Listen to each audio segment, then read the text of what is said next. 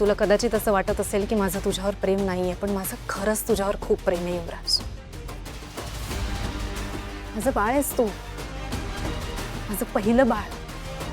मला माहिती मी तुला जन्म दिला नाहीये, मी तुझी मोठी बहीण आहे, पण माया अगदी आईसारखी करते मी तुझ्यावर. आणि म्हणून त्या नात्याने तुला तुझ्या चुकीची शिक्षा देणं अगदी गरजेचं होतं. आय नो, मला खात्री आहे की पुन्हा तू अशी चूक करणार नाहीस, पण पैशासाठी चोरीचा मार्ग निवडणं योग्य नाहीये.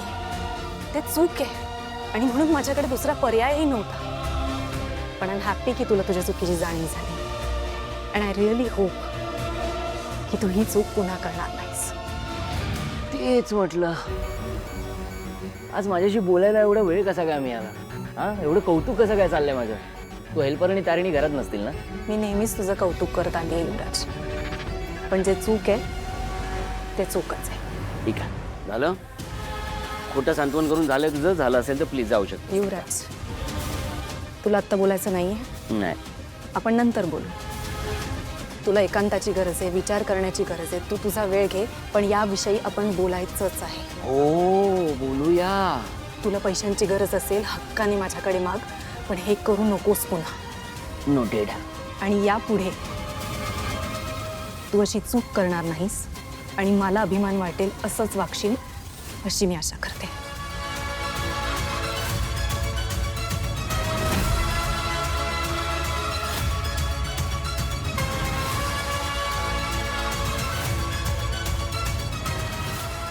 अभिमान मानच शिल्लक ठेवणार नाही हा युवराज.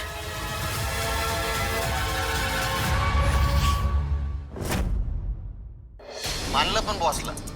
त्या घरात सगळ्यांच्या विरोधात जाऊन सगळ्यांना शिस्त लावणं अरे म्हणजे सोपं नाही टेक्नो. खांडेकर फॅमिली आहे ती, सगळ्यांच्या तोंडाशी वेगवेगळे दिशेला आहेत ते. पण ते सगळं ठीक आहे, माफीचं काय झालं? ए, कसली माफी? नाही, ते युवराजची इच्छा होती ना की बॉस त्याच्या पायावर नाक घासून त्याची माफी मागावी म्हणून. हे तुला कसं माहिती रे? मी तर नव्हतं सांगितलं. सांग ना. हे आमचे युवराज जिजू आहेत ना, त्यांचं असं म्हणणं आहे की जोपर्यंत तारिणीताई आमच्याकडे येऊन त्यांना सॉरी म्हणत नाही तोपर्यंत ते त्यांच्या घरी जाणार नाही. सांग आता. अरे सांग ना आता टेक्नो, सांग त्यांना. लॉजिक म्हणजे मी लॉजिक लावलं. बॉसने जर युवराजचा इन्सल्ट केला असणार तर त्याची माफी मागणंच अपेक्षित असणार ना त्याला, नाहीतर कशाला गेला असता घर सोडून. चुकलं का माझं लॉजिक? नाही नाही, अगदी बरोबर. अरे त्यांनी अटच अशी घातली होती, संध्याकाळी 6च्या आत बॉसने त्याची माफी मागावी अशी अट घातली त्याने. पण बॉसने त्याचा गेम त्याच्यावरच उलटवला. हा, नेमकं असं काय केलं त्यांनी? अरे बॉसने शांतपणे त्याला त्याच्याच लग्नातला फोटो पाठवला, गुलाबचा. दुसऱ्याच मिनिटाला युवराज शेपूट घालून घरी. वा, मानलं पण बॉसला. कोणाला कसं हँडल करायचं ना हे बरोबर कळतं बॉसला.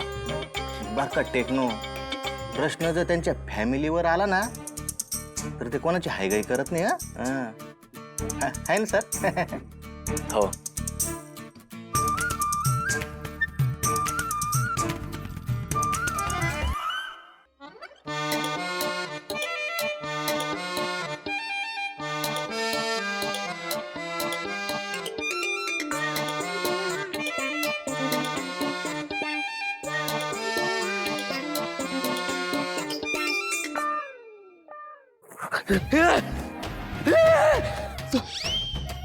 तुम्हाला भगवत नाही? माणूस शांत सुखात झोपलेलं भगवत नाही का तुम्हाला?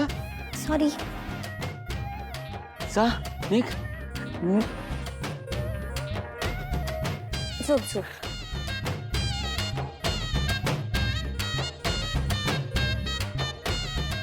झोपल्यावर किती गोड दिसतो हा.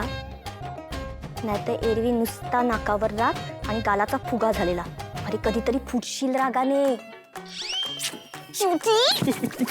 काय करतेस ग तू? कधी मध्यरात्री येतेस, उठवतेस 2 वाजता रात्री, कधी इथे सकाळ सकाळी येऊन तोंडावर पाणी काय उडवतेस? जाईन ना कधीतरी मी अशाने. मी गेल्यावर कोणाच्या तोंडावर पाणी उडवशील मग? युवी, असं नाही बोलायचं. हे रोमॅन्टिक होते ना. निशी, मी काल रात्री तोच विचार करत होतो की माझ्या आयुष्यात ना एवढे सगळे प्रॉब्लेम्स कधीपासून यायला लागले, माझ्या आयुष्याची वाट कधीपासून लागायला सुरुवात झाली, आणि मला उत्तर मिळालं अगं काय रे? तू आल्यापासून. पनवती आहेस तू, पनवती 7.5 आहेस माझ्या आयुष्याला लागलेली. जाना निघना जाना. 7.5 आहे मी. मी. अरे गपना, कधी कधी असं वाटतं पाव किलो शेंदूर घ्यावा आणि घशात कोंबावा तुझ्या. हो बाजूला. युरी ऐक ना. युरी कुठे चाललायस? तोंडावर पाणी मारायला. तू मारशील त्याच्या आधी मारून घेतो 2-3 बाटल्या, म्हणजे समाधान होईल ना तुझं तरी. तिकडे येऊ नकोस आता परत. त्या माणसाला माझी किंमत कधी कळणार आहे ना देवच जाण. फुटणार हा कधीतरी फुग्यासारखा.